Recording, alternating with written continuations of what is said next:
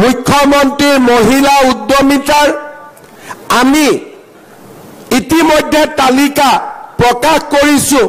কোন মাহত কোন সমষ্টিত আমি এই ধন আমি বিতৰণ কৰিম 30 জুনৰ আগতে কোনোবা যদি পাবলগীয়া মহিলাৰ নাম এই আঁচনিৰ পৰা বাদ পৰিছে বিধায়কসকলৰ জৰিয়তে এই নামো আগবঢ়াই দিবলৈ অনুৰোধ কৰিম কাৰণ আগষ্ট মাহৰ পৰা জানুৱাৰী মাহলৈ আমি নিৰন্তৰ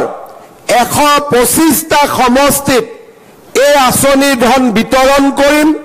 30 জুনৰ পিছত তাক আৰু আমি ঠিক কৰাৰ বাবে সুবিধা নাথাকিব সিএম ট্ৰিপলে মুখ্যমন্ত্ৰীৰ আত্মনিৰ্ভৰ অভিযানৰো হিতাধিকাৰী নিৰ্মাণৰ কাম বা যোগ্য যুৱকৰ নাম 30 জুনৰ ভিতৰত শেষ কৰিবৰ বাবে মই আমাৰ বিধায়ক আৰু পঞ্চায়ত বা আমাৰ কাৰ্যকৰ্তাসকলক অনুৰোধ কৰিম ঠিক তেনেধৰণে আমাৰ চৰকাৰে লোৱা প্ৰত্যেকটো আঁচনি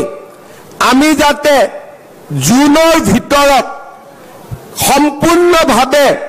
জিলা পৰ্যায়ৰ পৰা ইয়াৰ কাম শেষ কৰিব পাৰো তাৰ বাবে মই আপোনালোকৰ সহযোগিতা বিচাৰিম যাতে এই কেইটামান দিন আমি খুব সিনসিয়াৰলি সৰকাৰী আঁচনি কেইটাৰ কাম আমি সমাপ্ত কৰিব পাৰো মুখ্যমন্ত্ৰীৰ মহিলা উদ্যমিতাৰ আমি ইতিমধ্যে তালিকা প্ৰকাশ কৰিছো কোন মাহত কোন সমষ্টিত আমি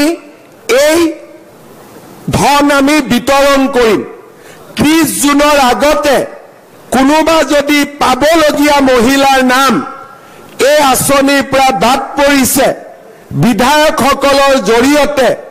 এই নামো আগবঢ়াই দিবলৈ অনুৰোধ কৰিম কাৰণ আগষ্ট মাহৰ পৰা জানুৱাৰী মাহলৈ আমি নিৰন্তৰ 125টা সমষ্টিত এই আঁচনিৰ ধন বিতৰণ কৰিম 30 জুনৰ পিছত তাক আৰু আমি ঠিক কৰাৰ বাবে সুবিধা নাথাকিব সিএম ট্ৰিপলে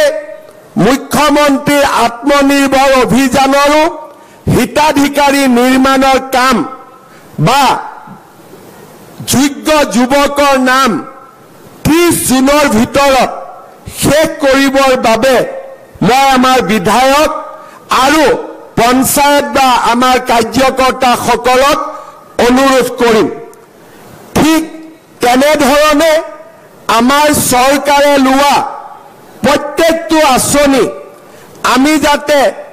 জুনৰ ভিতৰত সম্পূৰ্ণভাৱে